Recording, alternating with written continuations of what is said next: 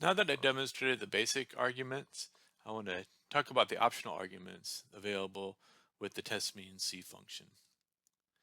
Just start by looking at a basic list. So it has some familiar optional arguments, digits to specify the number of digits, uh, W argument to specify a weights variable to weight observations. I'm not going to use it in these examples. I've shown that in some other examples. Um, you can specify the data set to abbreviate the specification of the DV and IV or X1 and X2 variables. Print C should be familiar by now. And I'm going to talk about the plot related arguments in a separate video. I want to focus in on the optional arguments that are unique to this testmeansC function that you might find useful or interesting. Most of them have to do with the assumptions that we're making about the variance of the variables. Just to go back to the descriptive statistics reported for this two-sample test, life expectancy in democracies versus non-democracies. You can see from the table of descriptive statistics, we've got means and the n, and then both of the samples have standard deviations. So the standard deviation of life expectancy in non-democracies is 6.67, and the standard deviation of life expectancy in democracies 5.83.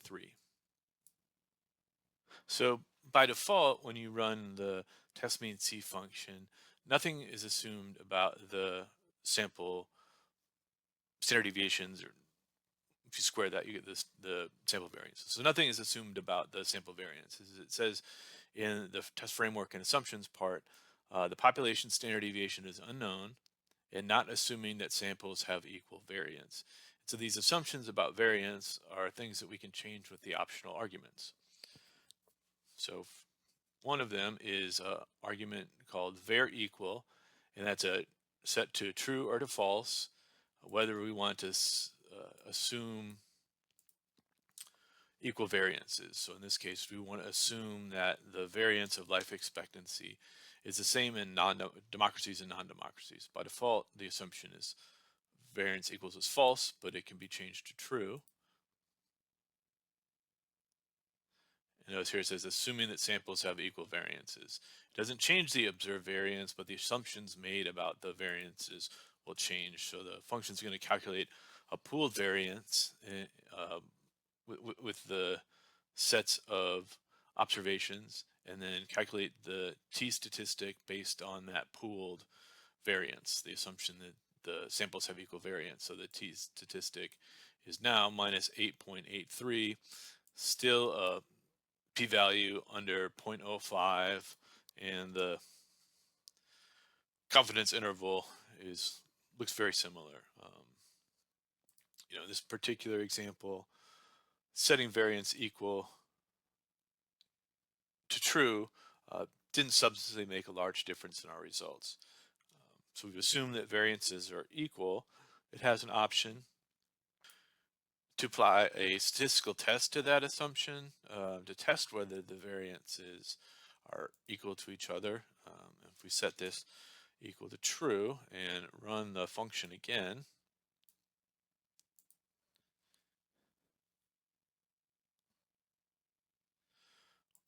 we'll get the same sets of tables with the one new one. Here it comes, the equal variances test. So equal variances test, the null hypothesis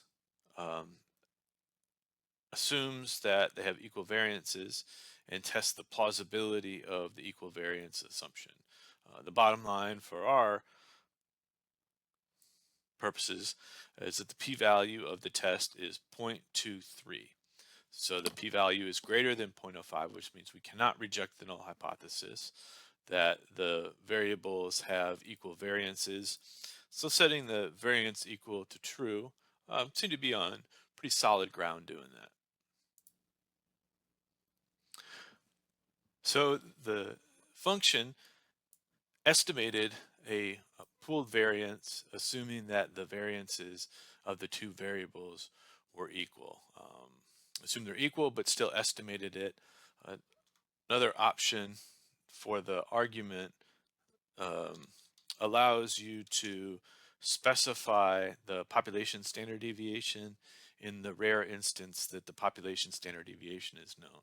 I don't think would be a widely used argument, but from a statistical standpoint and method standpoint, it's kind of an interesting result. So I'll show you what this would look like. So we can add the argument pop standard deviation equals, and to use it we need to specify a value.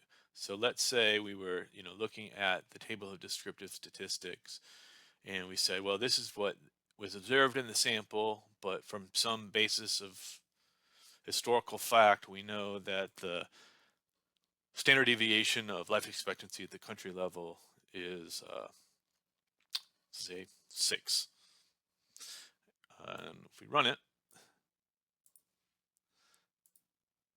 the population standard deviation is assumed to be 6. It gives us descriptive statistics, but it's listing our population standard deviation as the standard deviation of the variables, and it gives us a new z-test.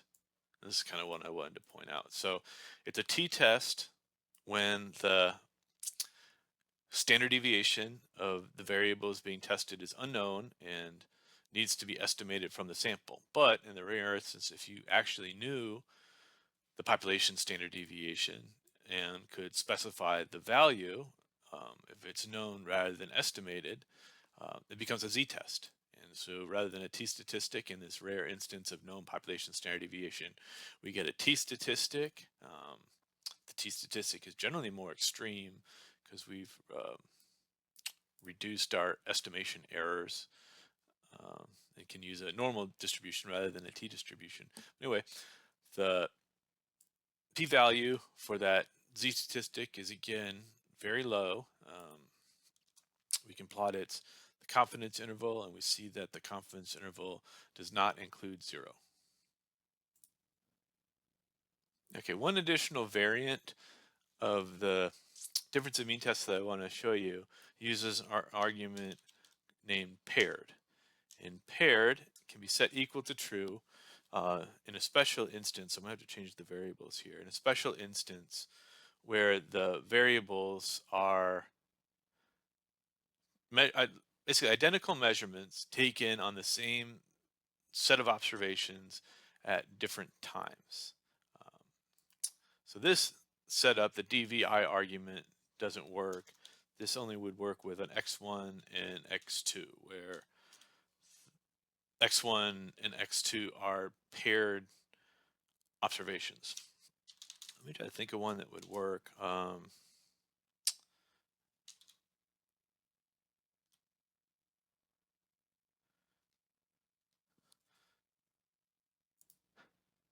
Sorry for the long pause there.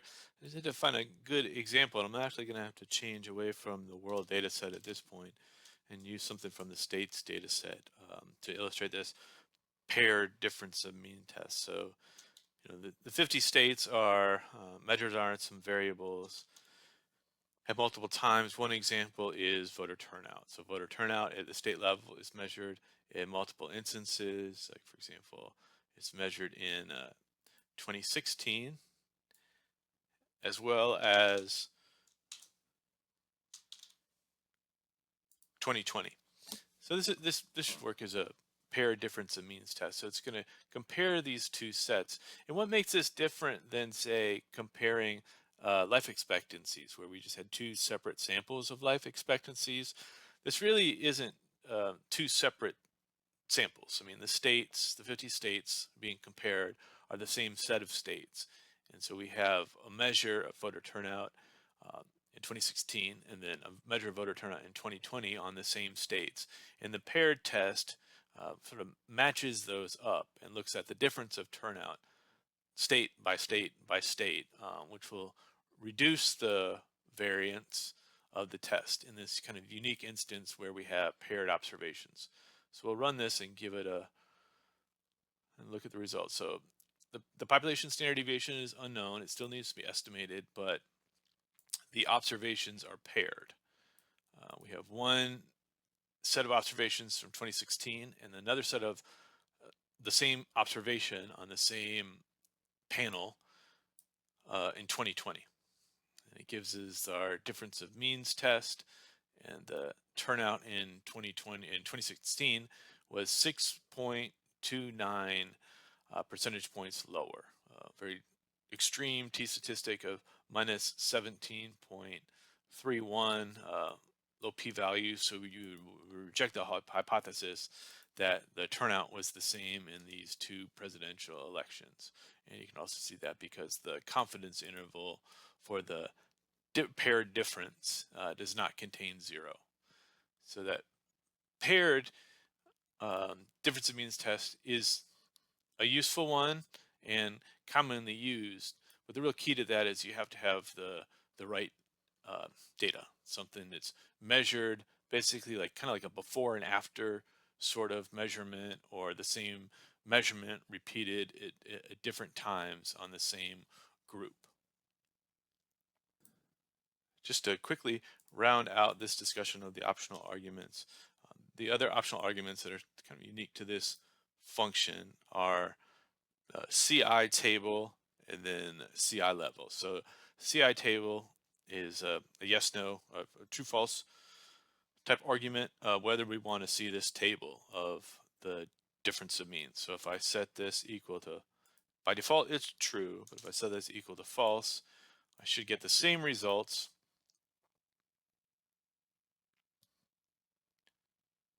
as I did before, but it'll just jump to the plot of the CI interval without giving me the table. So the last table reported was the t-test statistics.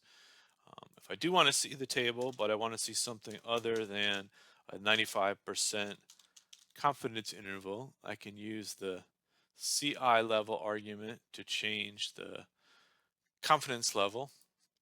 So for example, if I wanted a, let's go for it, 99% confidence interval, CI table would need to be true because I want to see the CI table this time, and we'll change the level to 99. Now it's reporting a 99% confidence interval of the difference of means. The point estimate will be the same, but the bounds will be different depending on if you want more or less confidence, and that's also going to be shown in the plot, because now the plot is showing a 99% confidence interval of the difference of the means. The testmeansC function has a few plot related arguments, and I want to show those to you. So to set this up, I've ran the example that I used before on the 2-sample test, comparing life expectancies in democracies and non-democracies. And I've kind of talked through those results before, but let's use this example to illustrate the plot related arguments. We know that we can suppress the table with the ci.table argument and change its level with the ci.level argument. If we don't want to see the plot keep coming up, we get tired of hitting return to see the plot, we can specify ci plot equals false. We're just looking at the tables now, and we don't want to get the plot anymore. That is simple enough to do. And we just get the cursor again, no plot coming up. If I change it back to the default, it's going to give me this confidence interval plot again. It has a couple common plot related arguments. We could use the main argument to change the main title of the plot from the default automated title we see on the plot, and we can change the x-axis label. Rather than the estimate of difference of means, we could have it say something else. Those are common enough that I don't think we really need more explanation here, but the one I want to show you is the xlim argument. So the xlim argument is used to change the boundaries of the x-axis. So for example, in the one that's on the screen now, you can see that the x-axis goes from -11 to -6. We could either zoom in on it or zoom out from it. What I might want to do, what I'll do in this example, is kind of zoom out from it so we can see 0, where the how the estimated difference and the confidence interval for the estimated difference compares to the null hypothesis value of 0. So to do this, it needs a two-part vector. So I'm using the concatenate function, and I have to have two parts. So it's basically like the start and the stop.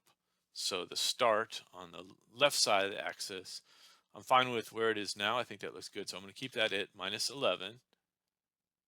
But then on the other side, I want to show values past points -6.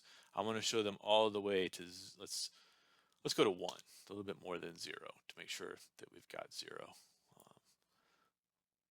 indicated on the plot. So let's run this. It shouldn't change anything other than the plot, but it's kind of an interesting change to the plot, or should be an interesting change to the plot. It's kind of useful for hypothesis testing purposes. Okay, so now we've got the axes of the plot. They go from -11, that's not listed, but that's the left-hand boundary, -11 to 1. And now you can see a vertical line, gray line at 0. So now it's kind of it is useful to, if we were using the confidence interval approach to test the difference of the means, we can see the point estimate. This is the estimated difference in life expectancy between democracies and non-democracies, and a plausible range of values given our estimation uncertainty. And we can see that even the lowest plausible value of the difference is far away from 0. So this is the range that's plausible, and you can see now clearly how relatively far from 0 that is. And we did that by changing the x-axis limits of the confidence interval plot.